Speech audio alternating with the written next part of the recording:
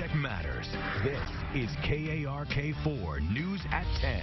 A Jacksonville man set to spend 12 years in prison for dumping the body of a young Alabama woman in Arkansas. But the victim's mom says 12 years is not enough. Thanks for joining us at 10. I'm Ashley Katz. Last August, arrested David Houston Harvey after finding him with the missing woman's car at Pinnacle Mountain. Today, he agreed to a plea deal. KARK4's Victoria Price speaking exclusively with the victim's mother, who shares her perspective on camera for the first time tonight. Victoria? Yeah, Ashley. Kimberly Klein tells me she never met David Houston Harvey. She just knew of him as one of her daughter's co-workers in Orange Beach, Alabama. Investigators don't. He died in Arkansas. He was not charged here with murder, but still this mom calls today a step in the right direction for justice for her daughter. I take it day by day, step by step, hour by hour. 10 months have passed, but talking about it isn't any easier for Kimberly Klein. Sorry. My world's changed kind of forever that day. Last August, investigators found the body of her 23-year-old daughter, Laramie Klein, dumped in a suitcase by a lake in Lonoke County, hundreds of miles away from her Alabama home. What kind of person is he to do that to my little girl? You know, he's a monster. Last year, Arkansas authorities charged David Houston Harvey with abuse of a corpse and tampering with evidence. Monday, the Jacksonville man agreed to a plea deal and was sentenced to 12 years in prison. I still would love to know why he did it. It's a convoluted case that spans state lines. Court documents show after his arrest, Houston Harvey told investigators he and Laramie had gone to Colorado. It was there, he said, she tried to rob him, and as they fought over the gun, she wound up shot in the scuffle. He brought Laramie's body back to Arkansas, her family later filing a missing persons report in Alabama. And then he kept saying, Grandma, I'm just so sorry, Grandma. I just didn't mean for this to happen. In an interview last August, Houston Harvey's grandmother said he told her he acted in self-defense. What are your thoughts to what he told investigators? I think he's a liar. Even though Monday's deal denied Klein her chance to face Houston Harvey in court. It's just a stepping stone to where we're going next. She's turning her attentions to Colorado and closure. And speaking of Colorado, investigators there are still building a case. As of right now, David Harvey Houston has not been charged in that state with anything. He is, however, facing other charges here in Pulaski County that were filed last year. No word yet on how his sentencing will affect that, if at all, Ashley. Very much. Tonight, authorities in Clark County are working to find the person who killed a teenager. The body of 18-year-old Charlie Niederbrock was found on Saturday afternoon in a secluded area near Gurdon. The Clark County Sheriff's Office has not said how he died, but believes someone killed him recently. Arkadelphia Police, State Police, and Game and Fish are also involved in the investigation. No word on any suspects tonight. Of 2 children left behind on a field trip last week at a Central Arkansas daycare. The 7- and 9-year-old girls were set to board a bus to see a movie with other kids last Tuesday, but instead they were left in a gym at the Mayflower Boys and Girls Club. Their families tell KARK4's Charmaine Nero they still have a lot of unanswered questions. Charmaine?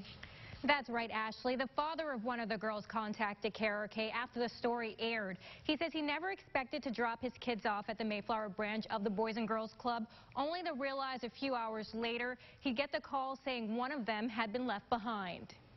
It was around 2:15. Tammy Bunting and Jason Funkhauser remember what time they first got the news.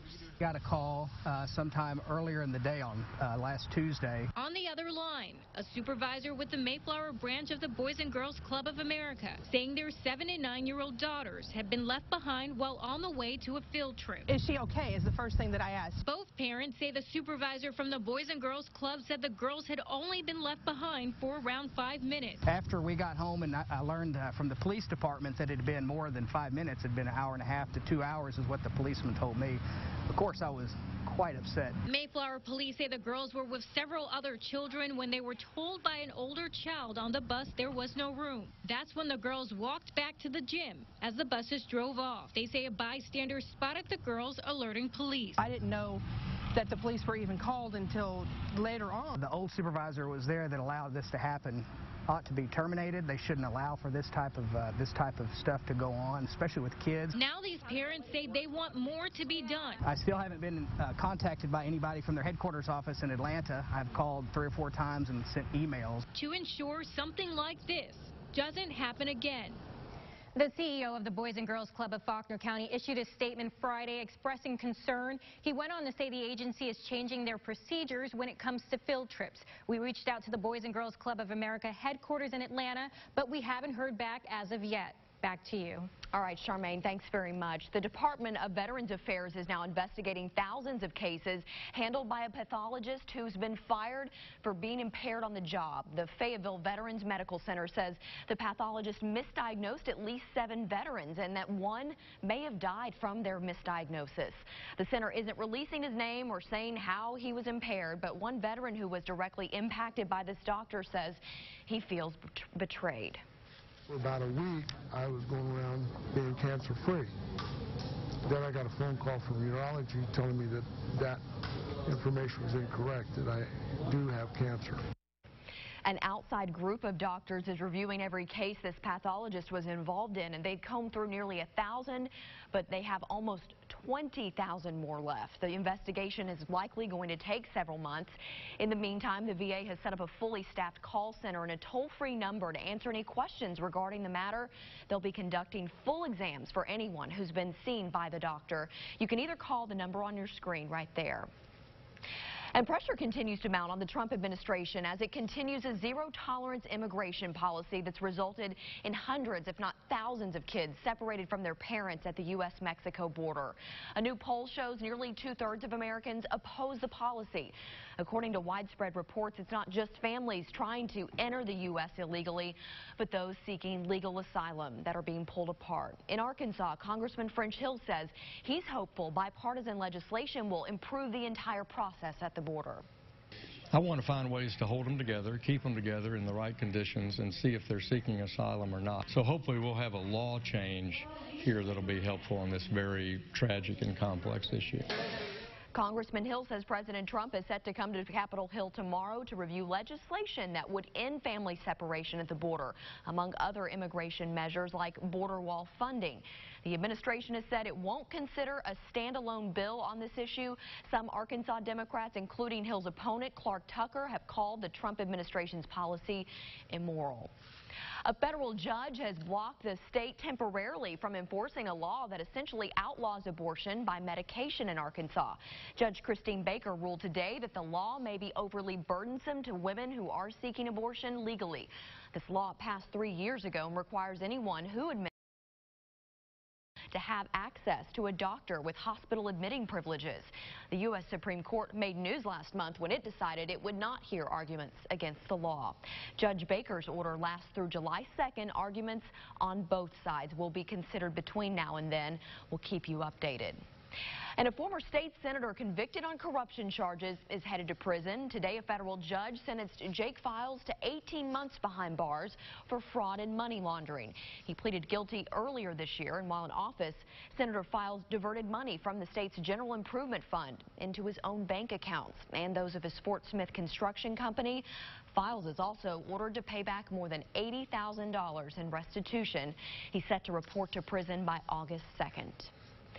We are your local election headquarters. Voters in Sherwood will decide this week whether to fund improving the infrastructure in a growing part of town. More homes and businesses are popping up along Brockington Road. People who live and work there say traffic backups are getting worse. A 3/4 cent sales tax proposal, or just a tax proposal rather, would cover multi-million-dollar improvements designed to add accessibility. Election day is tomorrow. We'll let you know what happens. City Board of Directors will be taking up a proposal to eliminate several spots on the board. It's an issue we've been following for weeks now, and right now several board members represent each of the city's 7 wards, and 3 at-large members represent the entire city. Director Irma Hendricks has been pushing to get rid of these at-large seats. She says by doing so, the city board would more closely resemble Little Rock's racial makeup. As of tonight, the ordinance is still on the agenda for tomorrow's board meeting. Rain could not stop the Diamond Hogs offense in their first College World Series game on Sunday. Coming up, we'll preview tomorrow night's action against Texas Tech in a live report from Omaha, Nebraska. Plus, who knows what is going to happen with the guns? Whoever did that could come in our house next. alcohol not the only thing stolen from a Central Arkansas liquor store. We'll tell you about the money and weapons taken in this break-in. and a few